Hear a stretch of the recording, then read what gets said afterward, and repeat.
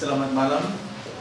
Salam sejahtera dan bahagia kiranya memenuhi kehidupan kita pribadi lepas pribadi. Saya juga tidak lupa menyapa anak-anak Tuhan, khususnya pemuda remaja, bahkan hamba-hamba Tuhan yang sedang mengikuti pemberitaan firman Tuhan lewat live streaming, video internet, YouTube, Facebook, dimanapun Anda berada. Kiranya Tuhan memberkati dan melawat, bahkan memulihkan karir kita di hari-hari terakhir ini. Puji Tuhan.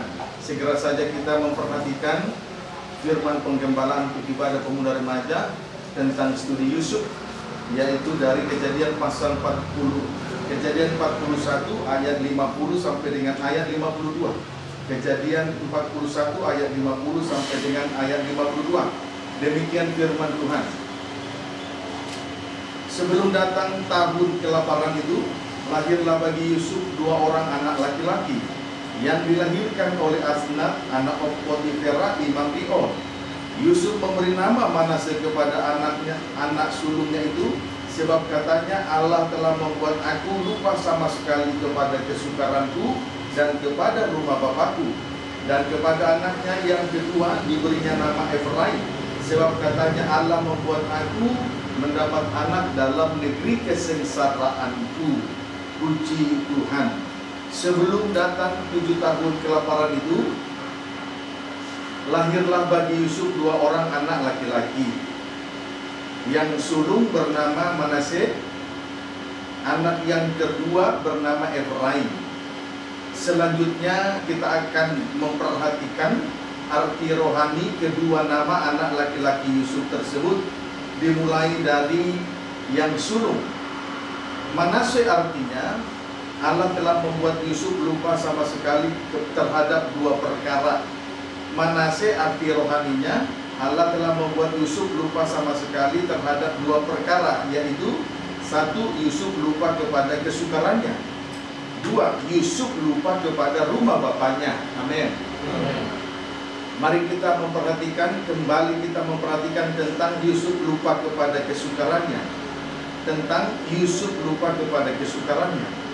Adapun kesukaran Yusuf dibagi atas 3 fase. Fase yang pertama, ketika Yusuf tinggal bersama-sama dengan saudara-saudaranya. Kisah itu ditulis dengan jelas di dalam Kejadian 31. Kemudian fase yang kedua, pada saat Yusuf tinggal di rumah Potifar. Fase yang kedua, pada saat Yusuf tinggal di rumah Potifar. Kisah ini ditulis dengan lengkap di dalam Kejadian 39. Kejadian pasal 39. Sekarang kita masih berada di ayat yang kedua. Kejadian 39 ayat yang kedua, demikian firman Tuhan. Tetapi Tuhan menyertai Yusuf, sehingga ia menjadi seorang yang selalu berhasil dalam pekerjaannya. Maka tinggallah ia di rumah tuannya orang Mesir itu. Puji Tuhan. Ayat ini menjelaskan kepada kita bahwa Tuhan menyertai Yusuf. Ayat ini menjelaskan kepada kita bahwa Tuhan menyertai Yusuf. Ya, amin. Tuhan menyertai Yusuf. Kemudian tanda penyertaan Tuhan. Tanda penyertaan Tuhan kepada Yusuf. Tanda penyertaan Tuhan, titik 2, Yusuf menjadi seorang yang selalu berhasil dalam pekerjaannya. Tanda penyertaan Tuhan, Yusuf menjadi seorang yang selalu berhasil dalam pekerjaannya. Berarti kehidupan muda remaja sangat membutuhkan penyertaan dari Tuhan, supaya kita berhasil dari segala sesuatu yang kita kerjakan di atas muka bumi ini. Amin, saudaraku. Supaya kita berhasil dari segala sesuatu yang kita kerjakan di atas muka bumi ini. Baik anak-anakku yang masih mengikuti studi pendidikan, berhasil sampai perkuliahan, Yusuf menyusun skripsi, berhasil di dalam pekerjaannya juga berhasil, dalam segala sesuatu berhasil, kalau Tuhan menyertai kita. Jadi kita sangat membutuhkan penyertaan Tuhan. Amin. Jangan sampai kita meniadakan ibadah dan pelayanan ini. Jangan kita sampai meniadakan penyertaan dari Tuhan. Itu perbuatan konyol. Kiranya dapat dipahami dengan baik.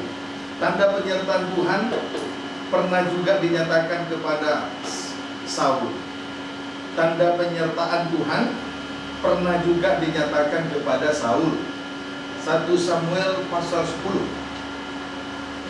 Tanda penyertaan Tuhan pernah juga dinyatakan kepada Saul. 1 Samuel pasal 10. 1 Samuel pasal 10 ayat 1. 1 Samuel 10 ayat 1, demikian firman Tuhan. Bagian B secara khusus. 1 Samuel 10 bagian B. Demikian firman Tuhan. Lalu Samuel mengambil bulu-bulu berisi minyak, dituangkannyalah ke atas kepala Saul.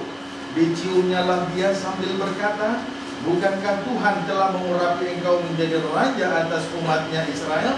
Engkau akan memegang tampuk pemerintahan atas umat Tuhan, dan engkau akan menyelamatkannya dari tangan musuh-musuh di sekitarnya. Bagian B. Inilah tandanya bagimu bahwa Tuhan mengurapi engkau menjadi raja atas miliknya sendiri. Bagian B. Inilah tandanya bagimu bahwa Tuhan telah mengurapi engkau menjadi raja atas miliknya sendiri. Tuhan memberikan tanda bagi Saul. Tuhan memberikan tanda bagi Saul bahwa Tuhan telah mengurapi Saul menjadi raja atas Israel. Saya ulangi, Tuhan memberikan tanda bagi Saul bahwasanya Tuhan telah mengurapi Saul menjadi raja atas Israel. Amin. Amin. Ayat 2 sampai dengan ayat 6. Ayat 2 sampai dengan ayat 6, demikian firman Tuhan. Apabila engkau pada hari ini pergi meninggalkan aku, maka engkau akan bertemu dengan 2 orang laki-laki di dekat kubur Rahel di daerah Benyamin di Selsa. Mereka akan berkata kepadamu, keledai-keledai yang engkau cari itu telah diketemukan, dan ayahmu tidak memikirkan keledai-keledai itu lagi, tetapi ia khawatir mengenai kamu. Katanya, apakah yang akan kuperbuat untuk anakku itu?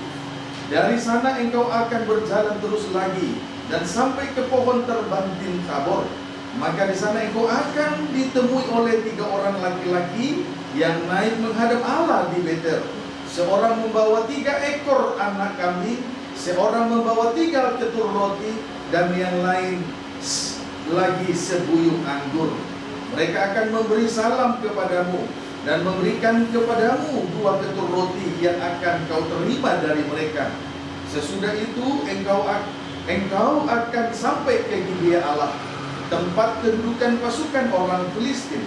Dan apabila engkau masuk kota, engkau akan berjumpa di sana dengan serombongan nabi yang akan turun dari bukit pengorbanan dengan gambus, rebana, suling, dan kecapi di depan mereka. Mereka sendiri akan kepenuhan seperti nabi. Ayat 6. Maka roh Tuhan akan berkuasa atasmu. Engkau akan kepenuhan bersama-sama dengan mereka dan berubah menjadi manusia lain. Puji Tuhan. Tuhan menunjukkan 3 tanda kepada Saul. Tuhan menunjukkan 3 tanda kepada Saul. 1 pada ayat 2. Di situ dikatakan ayah Saul tidak lagi memikirkan keledai-keledai itu, tetapi ayahnya khawatir mengenai Saul. Khawatir mengenai Saul. Hal ini disebut dengan tanda kasih. Ya, hal ini disebut dengan tanda kasih sebagai tabiat dari Allah Bapa. Amin. Amin. Saya ulangi kembali ya. Di sini kita melihat dari ayat 2 sampai 6 Tuhan menunjukkan 3 tanda kepada Saul. Dari pembacaan ayat 2 sampai 6 Tuhan menunjukkan 3 tanda kepada Saul. 1 pada ayat 2 di situ dikatakan ayah Saul tidak lagi memikirkan keledai-keledai itu, tetapi ayahnya khawatir mengenai Saul. Hal ini disebut dengan tanda kasih. Hal ini disebut dengan tanda kasih sebagai tabiat dari Allah Bapa. Amin, saudaraku. Itu tabiat dari Bapa, Allah Bapa. Kegunaan kasih. Kegunaan kasih 1 menutupi atau mengampuni dosa. Itu kegunaan kasih, menutupi dosa. Puji Tuhan. Jadi kalau pemuda remaja dapat mengampuni kesalahan orang lain, berarti tanda kasih dari Allah Bapa sudah memenuhi kehidupan kita. Amin. B atau 2, sebagai pengikat. Tadi kegunaan kasih ialah menutupi atau mengampuni dosa. 2, sebagai pengikat yang mempersatukan dan yang menyempurnakan. Itu kegunaan kasih. Sebagai pengikat yang mempersatukan kita dan yang akan menyempurnakan kita. Puji Tuhan. Berarti kalau kita satu dengan yang lain sudah dipersatukan, berarti kita sudah menjadi satu kesatuan di dalam penggembalaan ini, menunjukkan bahwa tanda kasih Allah Bapa itu sudah memenuhi setiap kehidupan kita. Amin. Puji Tuhan. B, pada ayat 3 dan 4, ayat 3 sampai dengan ayat 4, Saul menerima 2 ketur roti dari 3 orang laki-laki. Pada ayat 3 sampai ayat 4, Saul menerima 2 ketur roti dari 3 orang laki-laki. Hal ini disebut dengan tanda kebenaran tabiat dari Allah Anak, yaitu Yesus. Hal ini disebut dengan tanda kebenaran tabiat dari Allah Anak, yaitu Yesus. Amin. Puji Tuhan. Saudara, lanjut. 2 ketur roti menunjuk pemecahan roti sebanyak 2 kali. 2 ketur roti menunjuk pemecahan roti sebanyak 2 kali di dalam perjanjian baru. Step pertama, pemecahan roti yang pertama, 5 roti 2 ikan untuk 5.000 orang laki-laki. Pemecahan roti yang pertama, 5 roti dan 2 ikan untuk 5.000 orang laki-laki, sisa 12 bakul. Itu pemecahan roti yang pertama. Amin. 5 roti 2 ikan. Strip yang kedua, pemecahan roti yang kedua, 7 roti dan beberapa ikan. Dan beberapa ikan untuk 4.000 orang laki-laki. Pemecahan roti yang kedua, 7 roti dan beberapa ikan untuk 4.000 orang laki-laki, sisa 7 bakul potongan-potongan roti. Sisa 7 bakul potongan-potongan roti. Amin. Puji Tuhan. Haleluya. Selanjutnya, kita akan memperhatikan wujud dari pemecahan roti yang pertama dan pemecahan roti yang kedua. Wujud dari pemecahan roti yang pertama dan pemecahan roti yang kedua. Wujud dari pemecahan roti yang pertama, Yesus anak Allah menderita sengsara di atas kayu salib. Wujud pemecahan roti yang pertama adalah Yesus menderita sengsara di atas kayu salib. Saudara, kedatangan Yesus yang pertama, dia menderita sengsara di atas kayu salib. Itu adalah pemecahan roti yang pertama. Puji Tuhan. Berarti setiap orang yang mau hidup beribadah di dalam Kristus Yesus akan menderita aniaya. Berarti setiap orang yang mau hidup beribadah di dalam Kristus Yesus akan menderita aniaya, sesuai dengan 2 Timotius 3 ayat 12. Sesuai dengan 2 Timotius 3 ayat 12. Puji Tuhan. Amin, saudaraku. Wujud dari pemecahan roti yang pertama adalah sengsara saat memikul salib di tengah ibadah dan pelayanan. Itu wujud pemecahan roti yang pertama.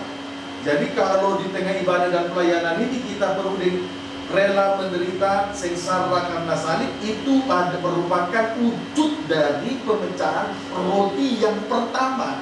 Karena ketika Yesus datang pada kali yang pertama, dia rela menderita di atas kayu salib. Amin, saudara. Puji Tuhan. Haleluya. Sekarang tujuan dari sengsara salib. Tujuan dari sengsara salib, A, menanggung dosa manusia. Tujuan sengsara salib, A, menanggung dosa manusia. B, kuasa salib, kuasa iblis atau setan dipatahkan. Tujuan dari sengsara salib, A, menanggung dosa manusia atau menanggung orang lain. Kalau kita melayani Tuhan disertai dengan sengsara salib, tujuannya A, supaya menanggung dosa orang lain. Amin. Amin. B. Kuasa iblis atau kuasa setan dipatahkan, sebab Yesus telah meremukkan kepala ular dengan tumitnya 2000 tahun yang lalu di atas kayu salib.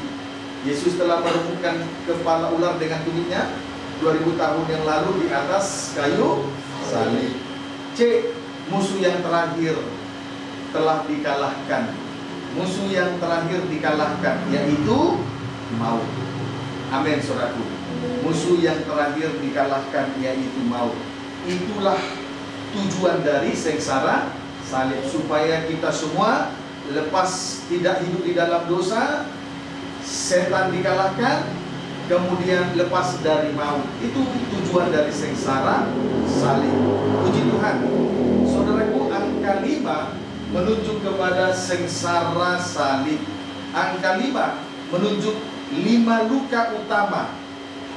Itulah korban Kristus. Angka 5 menunjuk kepada 5 luka utama. 2 di tangan, 2 di kaki, 1 di lambung. Itulah korban Kristus. Puji Tuhan. Sekarang wujud dari pemecahan roti yang kedua. Wujud dari pemecahan roti yang kedua. Puji Tuhan. Saudaraku, anak-anakku, pemuda remaja, anak-anakku, sekarang wujud dari pemecahan roti yang kedua ya. Amin. Amin. Saudaraku, kedatangan Yesus yang kedua kalinya nanti ia akan tampil sebagai raja dan mempelai pria surga di dalam kesempurnaan dan di dalam kemuliaan yang kekal. Angka 7 menunjuk kepada kesempurnaan. Tadi angka 5 pemecah roti pertama 5 roh, 5 menunjuk kepada 5 luka utama. Itulah korban Kristus. Puji Tuhan. Sedangkan angka 7 menunjuk kesempurnaan. Pada saat kapan Yesus menyatakan kesempurnaannya? Pada saat Yesus datang pada kali yang kedua, di mana dia tampil sebagai raja dan mempelai pria surga, sesuai dengan Wahyu pasal 19 ayat 6 sampai dengan ayat 8. Amin.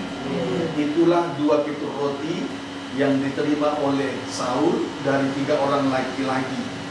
Itulah tanda kebenaran dari firman, tabiat dari Yesus anak Allah. 2 kali pemecahan roti. Yang pertama sengsara salib, yang kedua nanti dia tampil sebagai raja dan mempelai pria surga di dalam kesempurnaan dan kemuliaan. Amin. Puji Tuhan. Kemudian C pada ayat 5 dan 6. C pada ayat 5 dan sampai dengan ayat 6, Roh Tuhan berkuasa atas Saul bersama dengan rombongan nabi. Roh Tuhan berkuasa atas Saul bersama-sama dengan serombongan nabi. Amin. Amin, saudaraku. Tadi sudah dibaca ya. Puji Tuhan. Jadi C pada ayat 5 sampai dengan ayat 6, Roh Tuhan berkuasa atas Saul bersama dengan serombongan nabi. Hal ini disebut dengan tanda pengurapan. Hal ini disebut dengan tanda pengurapan. Tabiat dari Allah Roh Kudus. Tadi kasih tabiat dari Allah Bapa. Kemudian kebenaran firman tabiat dari Yesus anak Allah. Sedangkan pengurapan tabiat dari Allah Roh Kudus. Amin. Kemudian karena Allah Roh Kudus itu, Saul berubah menjadi manusia lain. Kemudian karena pengurapan dari Allah Roh Kudus itu, Saul berubah menjadi manusia lain, menunjuk manusia dengan tabiat ilahi atau disebut dengan manusia rohani, yaitu dalam keadaan hidup baru. Amin. Saya ulangi dulu ya, kita baca dulu, tidak usah saudara tulis, pengertian juga tidak usah. Saya hanya mau membaca kembali 1 Samuel 10 ayat 5. Ini bagian C, ayat 5 sampai dengan ayat 6. Perhatikan, demikian firman Tuhan. Sesudah itu engkau akan sampai ke Gibeah Allah, tempat kedudukan pasukan orang Filistin. Dan apabila engkau masuk kota, engkau akan berjumpa di sana dengan serombongan nabi yang turun dari bukit pengorbanan dengan gambus, rebana, suling dan kecapi di depan mereka. Mereka sendiri akan kepenuhan seperti nabi. Maka Roh Tuhan akan berkuasa atasmu. Engkau akan kepenuhan bersama-sama dengan mereka dan berubah menjadi manusia lain. C pada ayat 5 sampai dengan ayat 6, Roh Tuhan berkuasa atas Saul bersama dengan serombongan nabi. Amin. Hal ini disebut dengan tanda pengurapan tabiat dari Allah Roh Kudus. Hal ini disebut dengan tanda pengurapan sebagai tabiat dari Allah Roh Kudus. Kemudian oleh karena pengurapan dari Allah Roh Kudus itu, Saul berubah menjadi manusia lain. Oleh karena pengurapan dari Allah Roh Kudus, Saul berubah menjadi manusia lain. Manusia lain menunjuk manusia dengan tabiat ilahi atau disebut dengan manusia rohani, yaitu dalam keadaan hidup baru. Jadi oleh karena pengurapan dari Allah Roh Kudus itu, Saul berubah menjadi manusia lain. Manusia lain menunjuk manusia dengan tabiat ilahi atau disebut dengan manusia rohani, bukan lagi manusia daging yang hanya memikirkan hal-hal yang lahiriah. Puji Tuhan. 1 Samuel 13 ayat 7. 1 Samuel 10 ayat 7.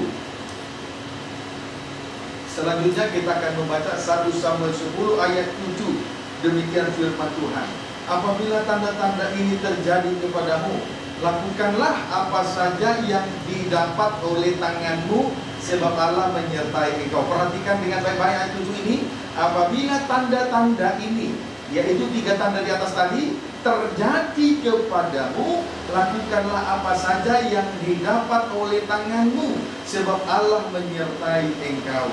Saudaraku, ketiga tanda tersebut merupakan jaminan bagi kita, bagi pelayan-pelayan Tuhan, sehingga apabila ketiga tanda itu terjadi, maka Samuel berkata, lakukanlah apa saja yang didapat oleh tanganmu, sebab Allah menyertainya. Puji Tuhan. Saya ulangi kembali, ketiga tanda, apabila ketiga tanda tersebut, ketiga tanda di atas tersebut merupakan, ketiga tanda tersebut atau ketiga tanda di atas tersebut merupakan jaminan bagi kita, jaminan bagi pelayan-pelayan Tuhan, sehingga apabila ketiga tanda itu terjadi nyata di dalam kehidupan setiap hamba-hamba Tuhan, pelayan-pelayan Tuhan, maka di situ Samuel berkata, lakukanlah apa saja yang didapat oleh tanganmu.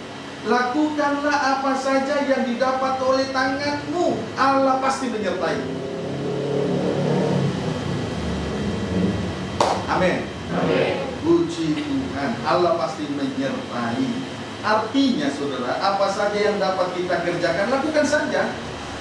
Sebab Allah menyertai pelayan-pelayan Tuhan secara ajaib. Kiranya dapat dipahami dengan baik. Kita kembali memperhatikan Kejadian pasal 39.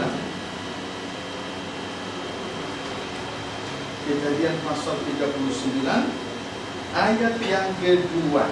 Demikian firman Tuhan. Tetapi Tuhan menyertai Yusuf sehingga ia menjadi seorang yang selalu berhasil dalam pekerjaannya.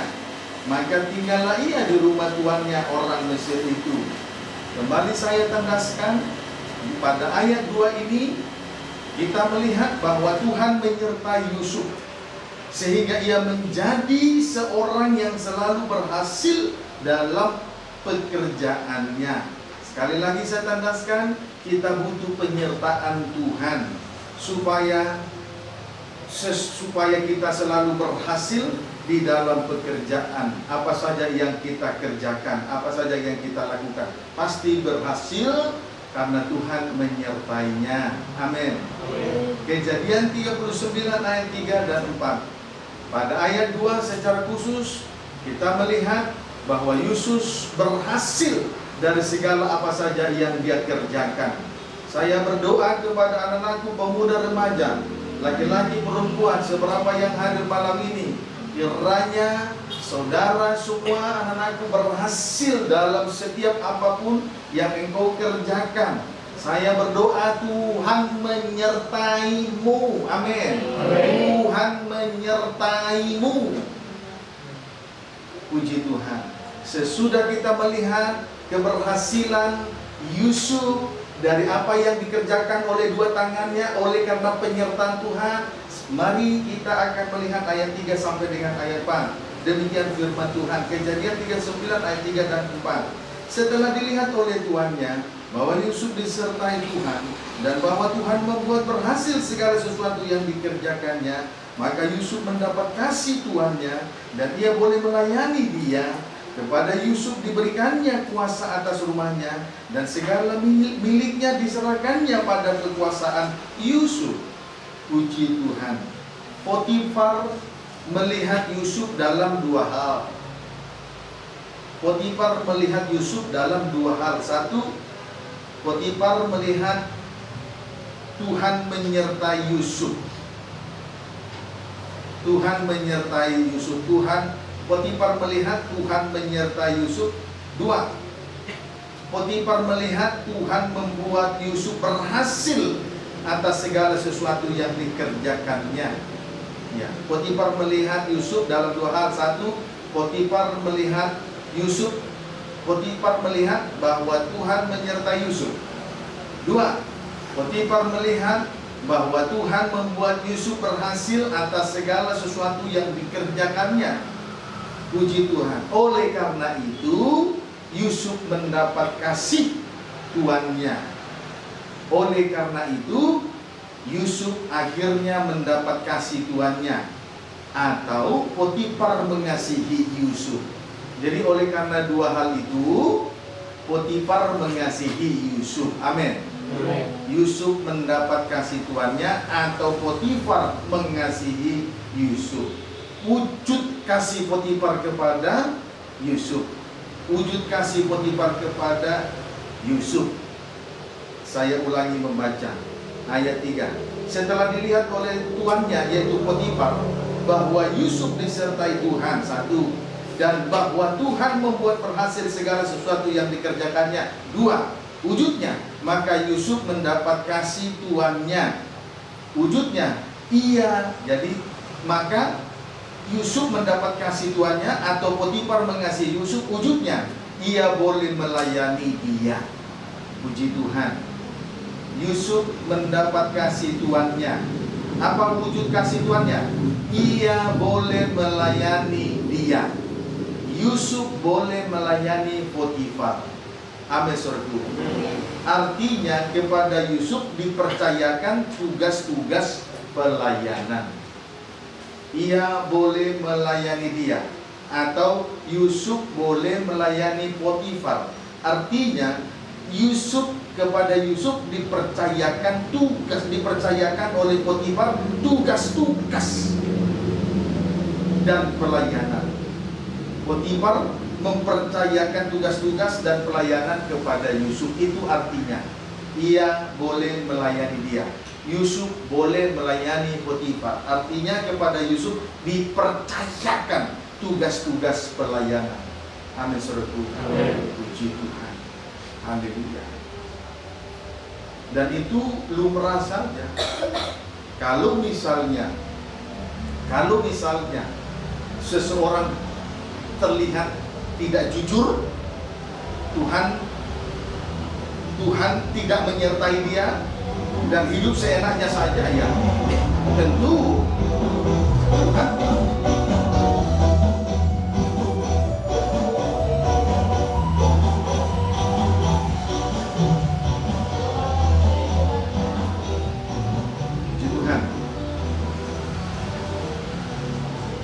saudara.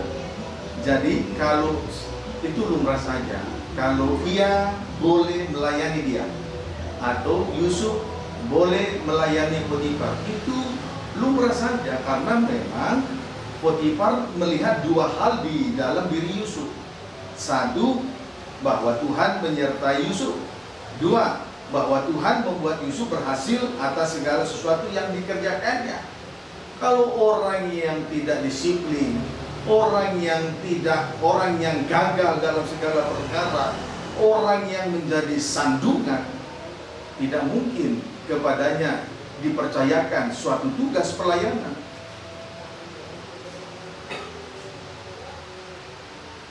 Amin, saudaraku. Amin. Tetapi karena Potifar melihat dua hal itu, maka ia boleh melayani dia. Yusuf boleh melayani Potifar. Dapat dipahami? Amin. Kiranya kita semua menjadi orang-orang yang dapat dipercaya oleh Tuhan, baik di dalam pekerjaan, baik dalam suatu komunitas, di dalam hal-hal apa saja, selama kita ada di atas muka bumi ini. Puji Tuhan. Haleluya. 1 Korintus 9 ayat 17. 1 Korintus 9 ayat 17.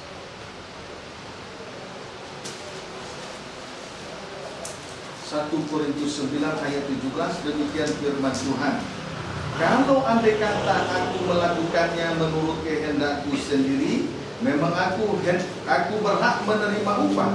Tetapi karena aku melakukannya bukan menurut kehendakku sendiri, pemberitaan itu adalah tugas penyelenggaraan yang ditanggungkan kepadaku. Rasul Paulus berkata kepada jemaat di Korintus bahwa pemberitaan Injil itu adalah tugas penyelenggaraan yang ditanggungkan kepadaku. Rasul Paulus berkata, pemberitaan Injil itu adalah tugas penyelenggaraan yang ditanggungkan kepadaku. Sama artinya memikul sebuah tanggung jawab yang dipercayakan. Amin, saudaraku. Pemberitaan Injil itu adalah tugas penyelenggaraan yang ditanggungan kepadaku. Dengan lain kata, memikul sebuah tanggung jawab yang dipercayakan. Itu maksudnya. Amin. Memikul sebuah tanggung jawab yang dipercayakan. Mengapa Potifar mengizinkan Yusuf melayani dia? Karena Potifar melihat dua hal di atas. Amin, saudaraku. Demikian juga Rasul Paulus mengaku kepada jemaat di Korintus bahwa pemberitaan Injil itu adalah tugas penyelenggaraan yang ditanggungkan kepadaku. Dengan lain kata, memikul sebuah tanggung jawab yang dipercayakan. Puji Tuhan. Rasul Paulus memikul sebuah tanggung jawab, itulah pemberitaan Injil yang dipercayakan oleh Tuhan kepadanya. Puji Tuhan. Berarti bekerja untuk Tuhan karena kepercayaan. Berarti kita melayani pekerjaan Tuhan karena dipercaya Tuhan. Amin. Melayani pekerjaan Tuhan karena dipercaya. Kalau kita dipercaya untuk memikul sebuah tanggung jawab, berarti bekerja dan melayani pekerjaan Tuhan karena dipercaya, karena kepercayaan. Puji Tuhan. Karena kepercayaan. Tidak semua hamba-hamba Tuhan, tidak semua pelayan-pelayan Tuhan melayani karena kepercayaan Tuhan. Banyak pelayan-pelayan Tuhan melayani karena kehendak sendiri, bukan karena kepercayaan Tuhan. Kita harus bisa membedakan mana pelayan-pelayan Tuhan karena kepercayaan Tuhan, mana pelayan-pelayan Tuhan melayani karena kehendak sendiri. Kiranya dapat dipahami dengan Pak. Biasanya kalau melayani karena kehendak Tuhan, kehendak sendiri bukan kepercayaan Tuhan, banyak motivasinya, ada kepentingan di dalamnya. Itu perbedaan antara kepercayaan Tuhan dan melayani karena kehendak sendiri. Dapat dipahami? Puji Tuhan. Ayat 18. Kalau demikian, 1 Korintus 9 ayat 18. Kalau demikian, apakah upahku? Upahku ialah ini, bahwa aku boleh memberitakan Injil tanpa upah, dan bahwa aku tidak mempergunakan hakku sebagai pemberita Injil. Puji Tuhan. Selanjutnya Rasul Paulus berkata, kalau demikian apakah upahku? Upahku ialah ini, bahwa aku boleh memberitakan Injil tanpa upah. Pada ayat 18 ini selanjutnya Rasul Paulus berkata, kalau demikian apakah upahku? Upahku ialah ini, bahwa aku boleh memberitakan Injil tanpa upah. Berarti dipercaya sama seperti Yusuf, dipercaya sebab ia boleh melayani Potifar. Amin, saudaraku. Berarti dipercaya sama seperti Yusuf, dipercaya sebab ia boleh melayani Potifar. Jadi pelayanan Rasul Paulus itu, tugas penyelenggaraan yang ditanggungkan kepada Rasul Paulus itu itu merupakan kepercayaan. Itu merupakan kepercayaan Tuhan kepadanya. Puji Tuhan. Saya ulangi dulu. Rasul Paulus berkata, kalau demikian apakah upahku? Upahku ialah ini, bahwa aku boleh memberitakan Injil tanpa upah. Memberitakan Injil tanpa upah berarti dipercaya. Dipercaya sama seperti Yusuf, dipercaya sebab ia boleh melayani Potifar. Kalau hamba Tuhan melayani Tuhan, itu karena Tuhan percaya kepada hamba Tuhan itu. Amin, saudaraku. Dan berkesimpulannya, kepercayaan kepada seorang hamba Tuhan itu adalah upah yang jauh lebih besar daripada bekerja karena upah. Amin, saudaraku. Dapat dipahami? Haleluya. Kepercayaan itu adalah, upah kita adalah dipercaya melayani Tuhan. Berarti kepercayaan Tuhan kepada hamba Tuhan itu adalah upah yang lebih besar daripada seseorang bekerja karena berharap kepada sebuah upah. Puji Tuhan. Amin, saudaraku. Kepercayaan Tuhan kepada seorang hamba Tuhan di dalam hal melayani pekerjaan Tuhan itu merupakan upah yang lebih besar daripada seorang hamba Tuhan melayani, bekerja tetapi mengharapkan upah.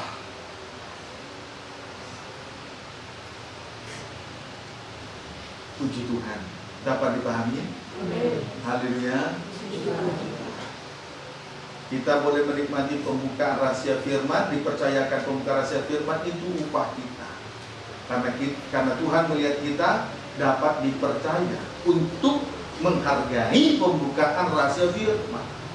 Juga Rasul Paulus dipercayakan tugas pelayanan, tugas penyelenggaraan itu ditanggungkan kepadanya. Karena Tuhan melihat bahwa Rasul Paulus adalah seorang hamba Tuhan yang dapat dipercaya. Jadi kepercayaan seorang Tuhan kepada hambanya itu merupakan upah yang lebih besar daripada sekedar seorang hamba Tuhan melayani bekerja untuk Tuhannya hanya karena berharap terhadap upah. Dapat dipahami? Puji Tuhan. Haleluya. Kepercayaan Tuhan itu jauh lebih besar daripada melayani karena supaya dipuji orang. Karena ini dan itu tidak ada apa-apa.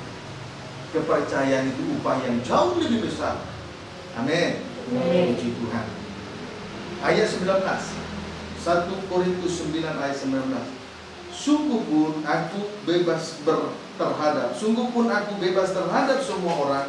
Aku menjadikan diriku hamba dari semua orang, supaya aku boleh memenangkan sebanyak mungkin orang. Selanjutnya, di dalam melayani Tuhan, Rasul Paulus menjadikan dirinya hamba dari semua orang. Rasul Paulus menjadikan dirinya di dalam melayani Tuhan, Rasul Paulus menjadikan dirinya hamba dari semua orang. Berarti melayani Tuhan di dalam kerendahan hati. Kalau kita menjadikan diri kita sebagai hamba dari semua orang, berarti melayani Tuhan di dalam kerendahan hati. Ayo, biar kita melayani Tuhan di dalam kerendahan hati. Amin. Menjadi hamba dari semua orang.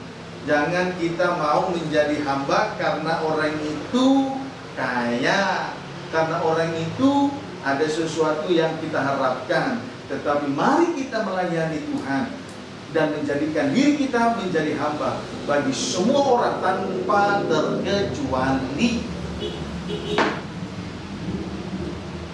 Berarti melayani di dalam kerendahan hati dan ketulusan. Kiranya dapat dipahami dengan baik ya. Amin saudaraku. Ayat 20 sampai 22. 1 Korintus 9 ayat 20 sampai dengan ayat 22. Demikianlah bagi orang Yahudi aku menjadi seperti orang Yahudi, supaya aku memenangkan orang-orang Yahudi.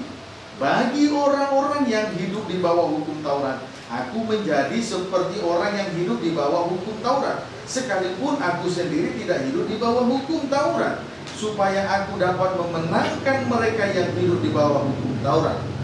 Ayat 21. Bagi orang-orang yang tidak hidup di bawah hukum Taurat, aku menjadi seperti orang yang tidak hidup di bawah hukum Taurat, sekalipun aku tidak hidup di luar hukum Allah, karena aku hidup di bawah hukum Kristus kasih karunia, supaya aku dapat memenangkan mereka yang tidak hidup di bawah hukum Taurat. Ayat 22. Bagi orang-orang yang lemah, aku menjadi seperti orang yang lemah, supaya aku dapat menyelamatkan mereka yang lemah. Kemudian, bagi semua orang, aku telah menjadi segala-galanya, supaya aku dapat sedapat mungkin memenangkan beberapa orang dari antara mereka. Ini suatu pelajaran yang baik untuk memenangkan jiwa. Selanjutnya perhatikan bukti kerendahan hati Rasul Paulus. Bukti kerendahan hati Rasul Paulus, ia mau mengerti dan menyelami hati setiap orang. Bukti kerendahan hati Rasul Paulus, ia mau mengerti dan menyelami hati setiap orang. Mau mengerti keadaan orang, mau menyelami hati orang lain. Amin saudaraku. Puji Tuhan. Mengerti orang lain, mengerti dan mau menyelami orang lain. Puji Tuhan. Antara lain orang Yahudi, B. orang-orang yang hidup di bawah hukum Taurat, C. orang-orang yang tidak hidup di bawah hukum Taurat, D. orang-orang yang lemah, E. bagi semua orang Rasul Paulus telah menjadi segala-galanya. Bukti kerendahan hati Rasul Paulus, ia mau mengerti dan menyelami hati setiap orang. Yang sudah melayani Tuhan, imam-imam atau pelayan-pelayan Tuhan, mulai malam ini belajar untuk mengerti orang lain, belajar untuk menyelami hati setiap orang. Jangan hidup hanya untuk kepentingan diri sendiri. Amin. Tidak boleh egois. Itu tanda kerendahan hati. Mengerti orang lain, mau menyelami hati orang lain, tidak hanya memikirkan kepentingan diri sendiri. Tidak boleh egois. Mulai sekarang kiranya dapat dipahami. Haleluya. Puji Tuhan. Mari kita simak satu persatu. Di mana tadi Rasul Paulus mengerti orang lain, antara lainnya Rasul Paulus mengerti dan menyelami hati orang Yahudi dulu. Rasul Paulus, mari kita simak satu persatu. Rasul Paulus mengerti dan menyelami hati orang Yahudi. Menyelami hati orang Yahudi. Puji Tuhan. Orang-orang Yahudi mempunyai kelebihan. Tulis saja berikutnya. Orang-orang Yahudi mempunyai kelebihan. Disebut orang-orang bersunat. Orang-orang Yahudi mempunyai kelebihan. Disebut orang-orang bersunat. B. Pertama-tama kepada mereka dipercayakan firman Tuhan. Itulah kelebihan-kelebihan daripada orang-orang Yahudi dari antara semua bangsa di bumi ini.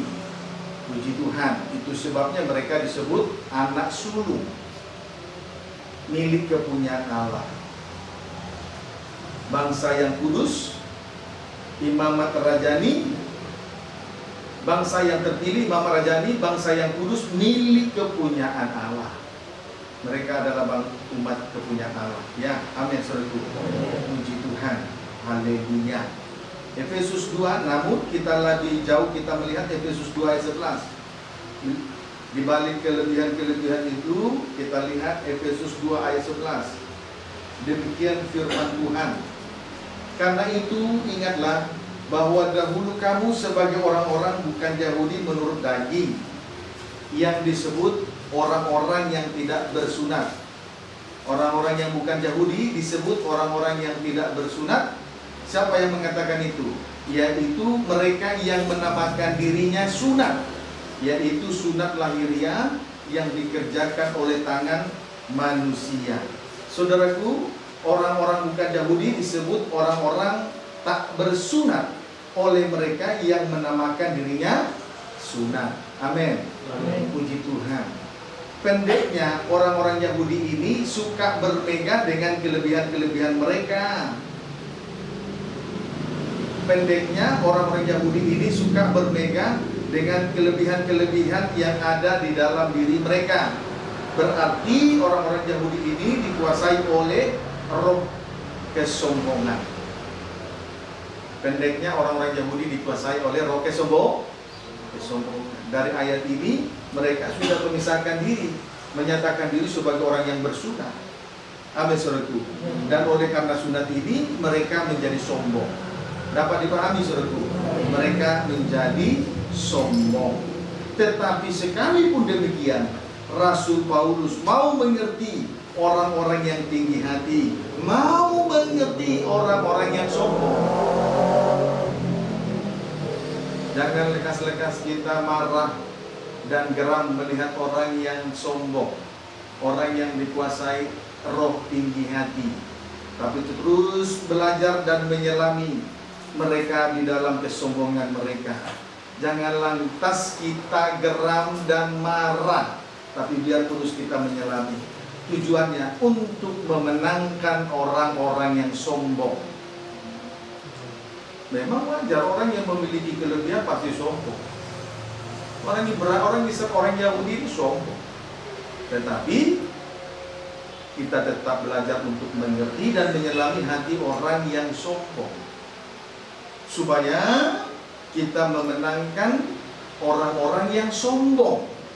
Jangan lekas-lekas kita marah dan geram kepada orang yang sombong. Kita harus tetap bertahan dan sabar menyelami hati mereka.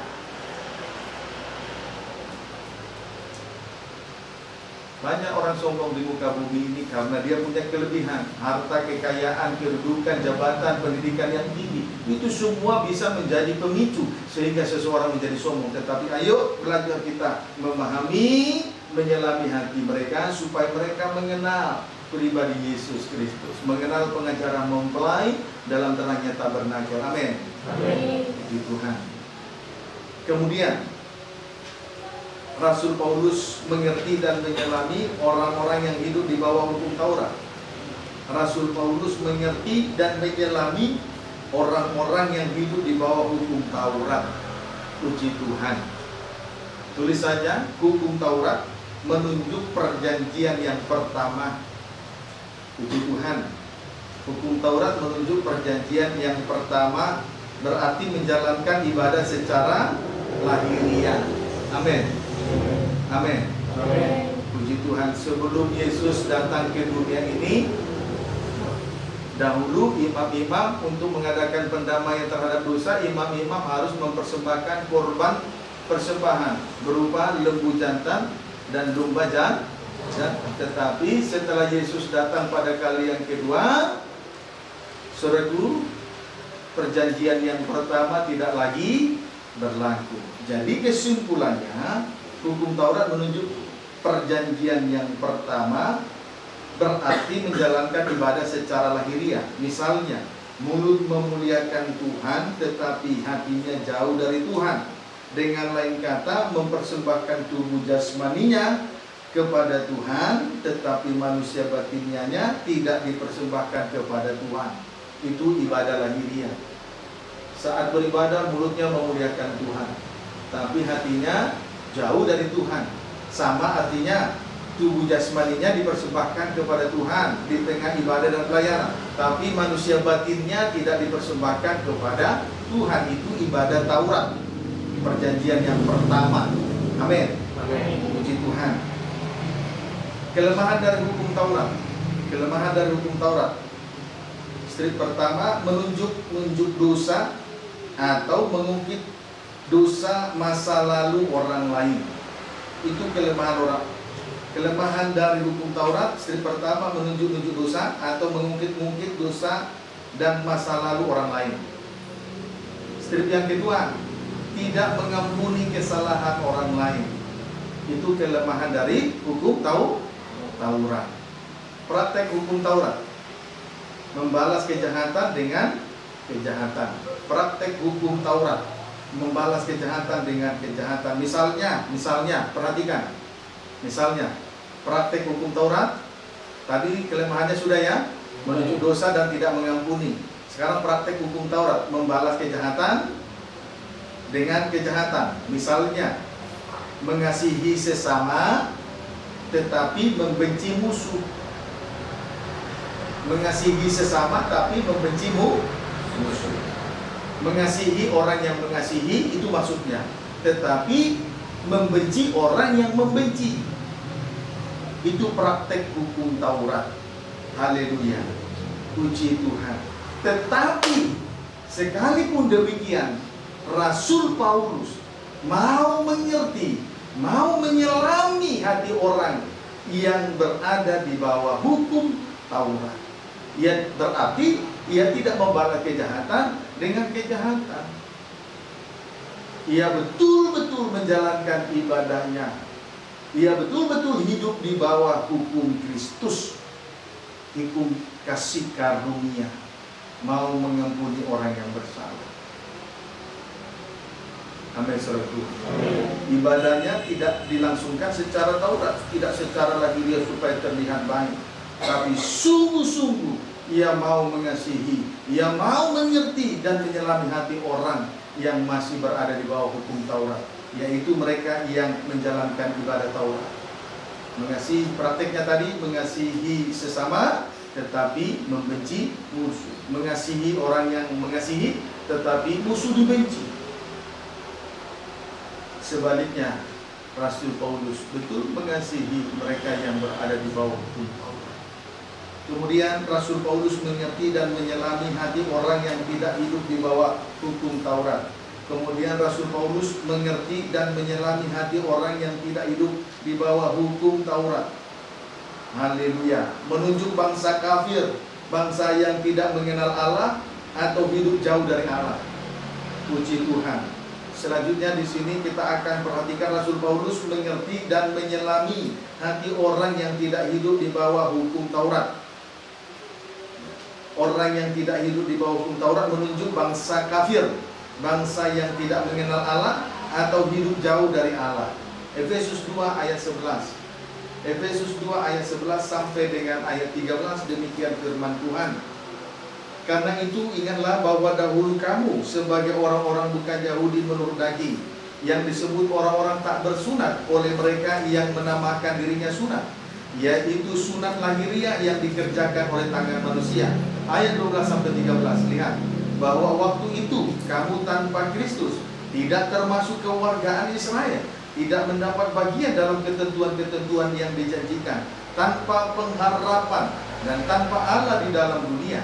Ayat 13, tetapi sekarang di dalam Kristus Yesus, kamu yang dahulu jauh sudah menjadi dekat oleh darah Kristus. Puji Tuhan. Bangsa kafir disebut juga dengan bangsa yang tidak bersunat. Bangsa kafir disebut juga dengan bangsa yang tidak bersunat. Ayat 11, amin. Kemudian pada ayat 12 dan 13 kita melihat keadaan dari bangsa kafir di ayat 12-13. Strip pertama, tanpa Kristus. Strip yang kedua, tidak termasuk kewargaan Israel. Strip yang ketiga, tidak mendapat dalam ketentuan-ketentuan yang dijanjikan. Strip yang keempat, tanpa pengharapan. Strip yang kelima, tanpa Allah di dalam dunia ini. Puji Tuhan. Dapat dipahami saudara? Bangsa kafir tadi, bangsa yang tidak hidup di bawah hukum Taurat menuju bangsa kafir ya. Bangsa yang tidak mengenal Allah atau hidup jauh dari Allah. Bangsa kafir disebut juga dengan bangsa yang tidak bersunat.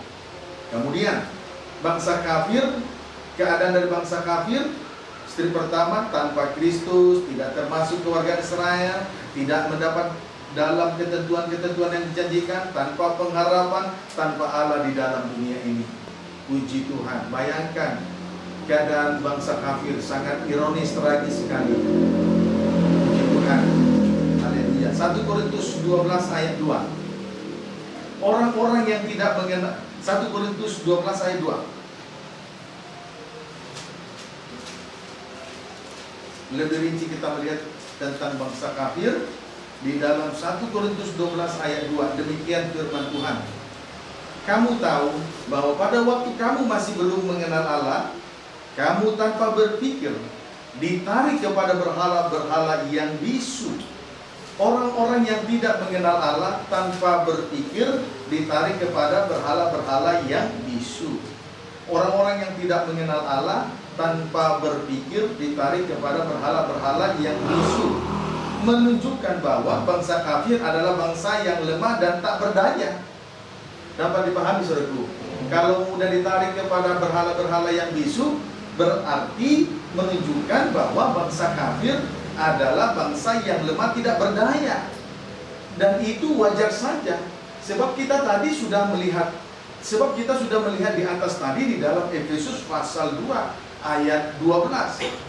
Bangsa kafir itu bangsa yang tidak mengenal Allah, yang jauh dari Allah, tanpa Kristus. Keadaan mereka tanpa Kristus, tidak termasuk keluarga Israel, tidak mendapat dalam ketentuan-ketentuan yang dijanjikan, tanpa pengharapan, tanpa Allah dalam dunia ini. Wajar saja mereka menjadi suatu kehidupan yang lemah, tak berdaya. Nah, kalau kita bisa bertahan hidup, beribadah dan melayani di tengah-tengah ibadah dan pelayanan ini, karena Kristus kepala dalam kehidupan kita. Dapat dipahami? Amin. Kristus kepala dan Dia pengharapan kita. Nah, bangsa kafir yang tidak mengenal Allah, yang hidup jauh dari Allah, mudah sekali tanpa berpikir, mudah sekali ditarik kepada berhala-berhala yang bisu, menunjukkan bahwa bangsa kafir adalah bangsa yang lemah, tak berdaya. Dulu itu keadaan kita sebelum kita ada di dalam Tuhan, begitu lemahnya, begitu dan tidak berdaya, begitu rapuhnya, mudah sekali dipengaruhi oleh hal-hal yang tak suci. Puji Tuhan. Amin saudaraku. Dan orang yang lemah tak berdaya, orang yang mudah dipengaruhi oleh hal-hal yang tak suci, itu sangat menyebalkan sekali. Kalau kita bersama-sama dengan orang yang selalu hidupnya bergelimpangan dosa, hidup di dalam kejahatan, hidup dalam kenajisan, itu menyebalkan. Intinya bangsa kafir, bangsa yang lemah itu menyebalkan sebetulnya, mencengkelkan sekali. Kalau kita melihat kelemahan orang lain, pasti mencengkelkan. Dapat dipahami saudaraku. Itulah bangsa kafir, bangsa yang tidak mengenal Allah, yang dahulu hidup jauh dari Allah, lemah tak berdaya, menjengkelkan sekali. Lebih jauh kita melihat Galatia 4 ayat 9. Galatia 4 ayat 9. Demikian firman Tuhan. Tetapi sekarang sesudah kamu mengenal Allah, atau lebih baik sesudah kamu dikenal Allah, bagaimanakah kamu berbalik lagi kepada roh-roh dunia yang lemah dan miskin, dan mau mulai memperhambakan diri lagi kepadanya? Jadi di sini jelas bangsa kafir dikuasai oleh roh-roh dunia. Bangsa kafir, bangsa yang tidak mengenal Allah, dikuasai oleh roh-roh dunia. Pendeknya, bangsa kafir lemah dan miskin. Bangsa kafir lemah dan miskin. Amin saudaraku.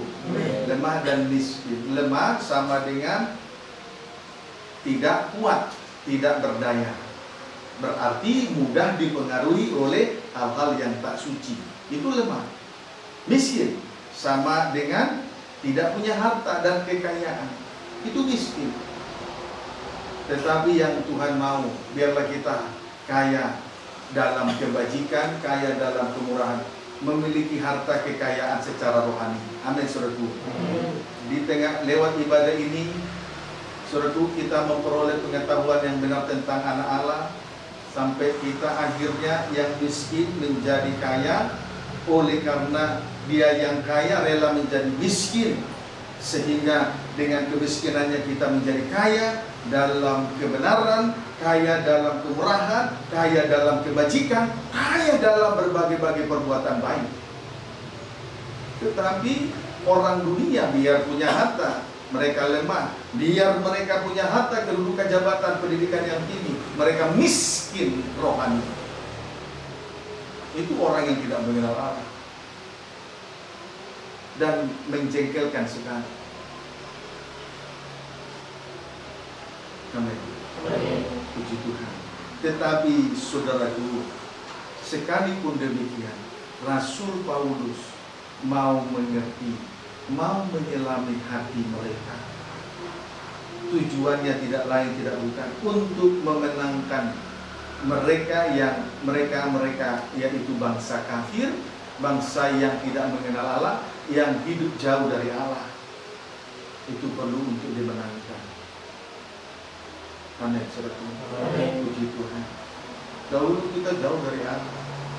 Walaupun mengaku diri sebagai anak hamba Tuhan, walaupun mengaku diri lahir sebagai orang Kristen, tapi tidak ngerti kebenaran. Sekarang semua menjadi jelas, semua menjadi terang oleh pengajaran mempelai dan pengajaran tabernakel. Semua suasana surga tersingkap sehingga kita menjadi kuat dan kaya oleh karena kemiskinannya. Dari surga ia membawa kekayaannya turun ke bumi dan rela menjadi miskin supaya kehidupan kita yang miskin menjadi kaya. Amin. Puji Tuhan. Haleluya. Inilah pekerjaan Rasul Paulus. Jadi wajar saja dia dipercaya untuk menunaikan tugas penyelenggaraan yang dipercayakan kepadanya. Karena tugas penyelenggaraan ini adalah suatu tugas yang begitu luar biasa, bukan suatu tugas biasa.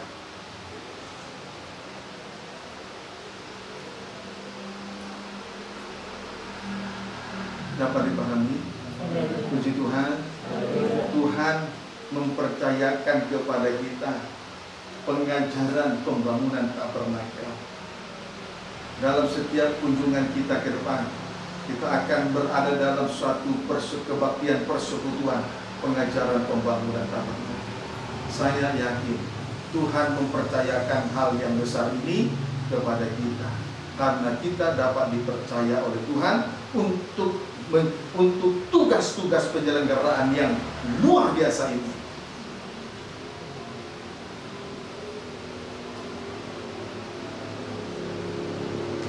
Manusia melihat apa yang di depan mata, tapi Tuhan melihat hati.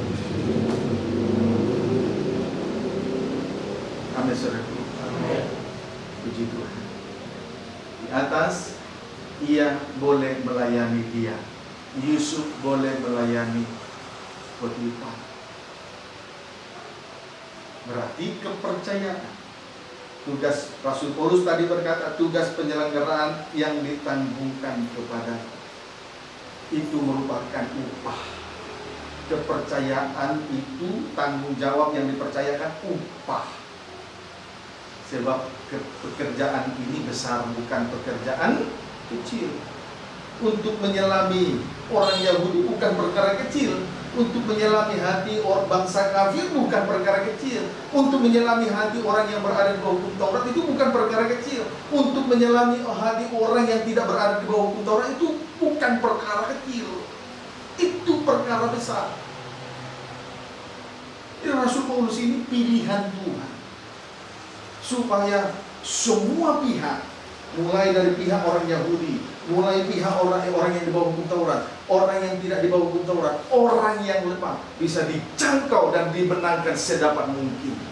Dan biarlah lewat pengajaran mempelai dan pengajaran tabernakel ini diutus oleh Tuhan dengan rotan terbatas untuk memenangkan jiwa-jiwa. Amin, saudara Tuhan.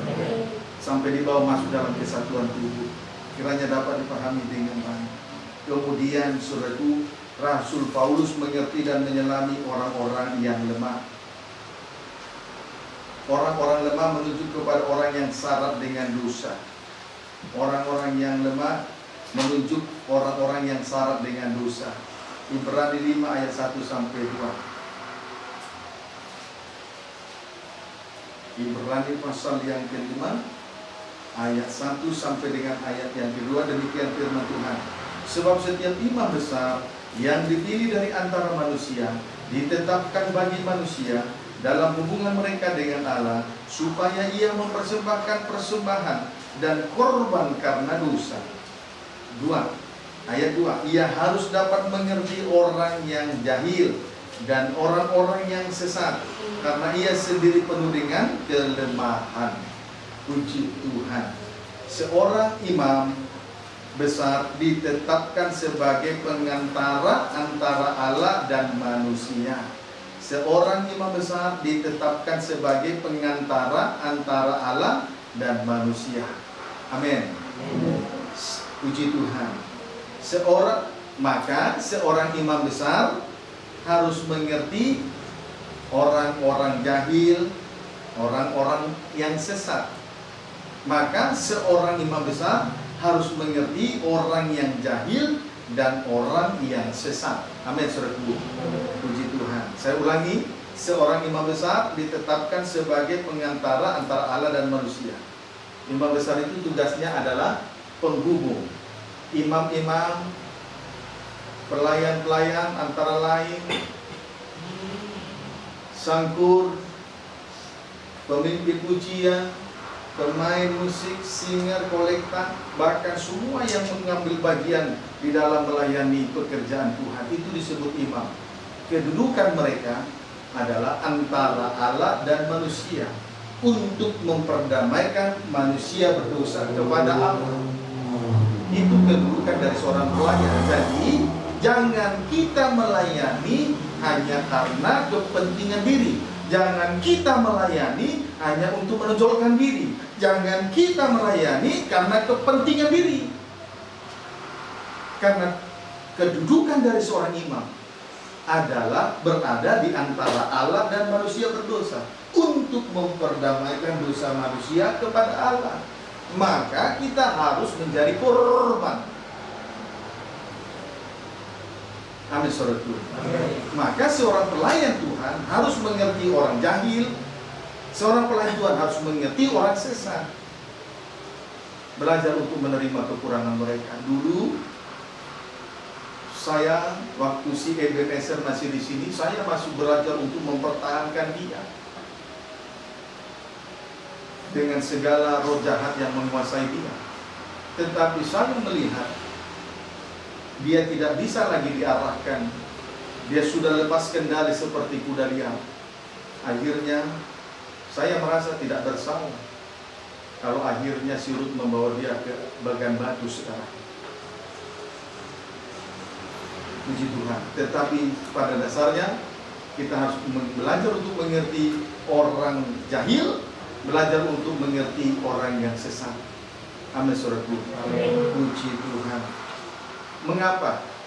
Karena Tuhan sendiri juga sudah mengampuni setiap kelemahan kita.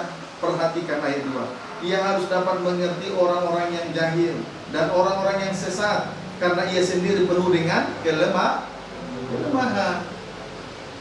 Mengapa harus mengerti orang jahil dan orang sesat?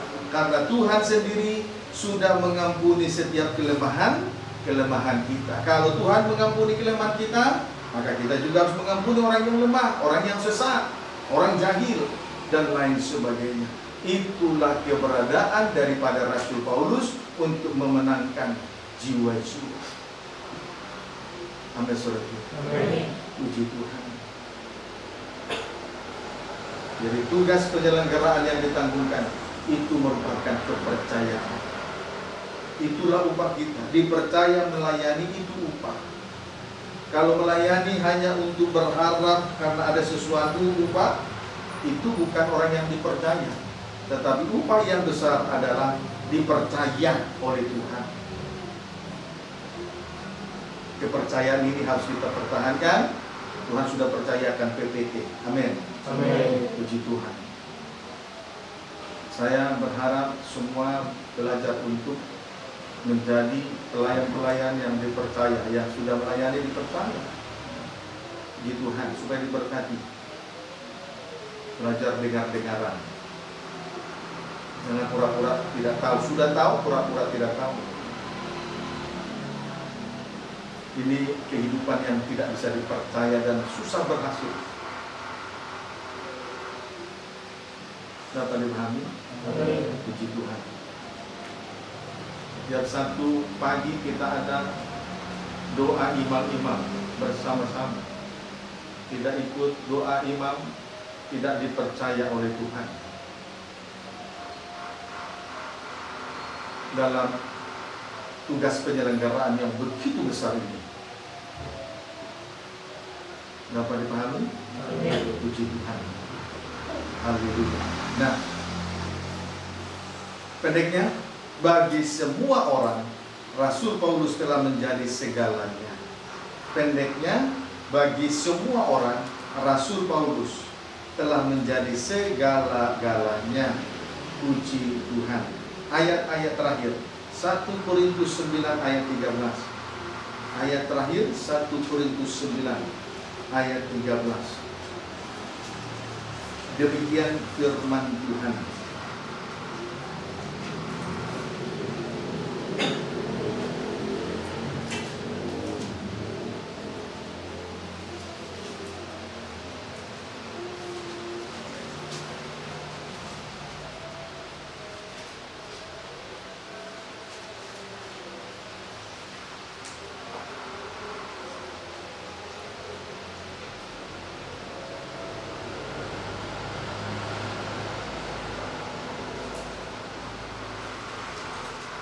Oh, 1 Korintus 9 tadi ya.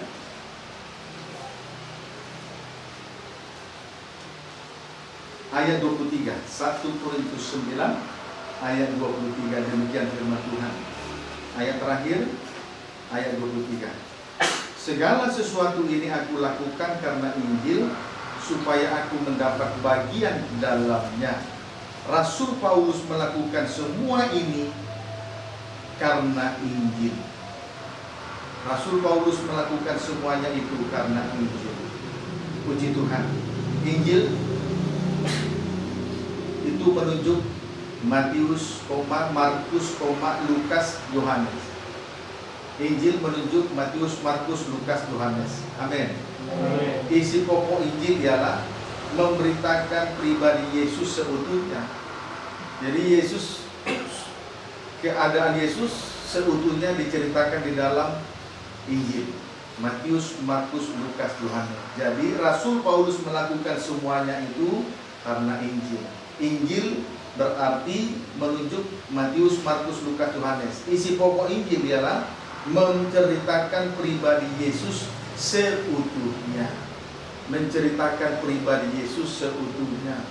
Mulai dari surga, turun ke bumi, turun ke dunia orang mati, kemudian hari ketiga dia bangkit, lalu dia kembali naik ke surga. Semuanya itu diceritakan dengan jelas di dalam Injil. Matius, Markus, Lukas, Yohanes.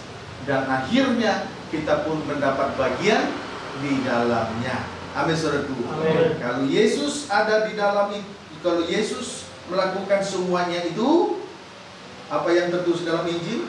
Meninggalkan surganya, turun ke dunia orang mati, hari ketiga bangkit, kemudian sesudah 40 hari di bumi dia naik dan dipermuliakan, supaya kita juga turut mengambil, supaya kita mendapat bagian di dalamnya. Amin, saudaraku. Mendapat bagian di dalamnya. Kalau Yesus mati, kita juga satu dalam kematiannya. Hari ketiga dia bangkit, juga satu di dalam kebangkitannya, sampai kelak dipermuliakan, naik dan dipermuliakan. Itu yang disebut supaya aku mendapat bagian dalamnya. Puji Tuhan. Dari apa yang sudah kita dengar malam ini, maka kita dapat mengambil kesimpulan bahwa Yusuf adalah pribadi yang luar biasa. Dia mau mengerti, mau menyelami isi hati orang lain, sehingga ia boleh melayani dia. Demikian juga Tuhan mempercayakan tugas penyelenggaraan kepada Rasul Paulus, karena Rasul Paulus mau mengerti, mau menyelami isi hati dari beberapa pihak, daripada golongan-golongan, mulai orang Yahudi, bangsa kafir, orang yang berada di bawah hukum Taurat, yang tidak di bawah hukum Taurat, orang yang lemah, pendeknya, bagi semua pendeknya, saudaraku, bagi semua orang Rasul Paulus telah menjadi segala-galanya. Amin. Bagi semua orang, biarlah kita menjadi segala-galanya. Bagi semua orang, biarlah kita semua menjadi segala-galanya, karena mau mengerti, mau menyelami isi hati mereka. Pihak-pihak yang sudah saya sampaikan di atas tadi. Tuhan Yesus memberkati kita semua.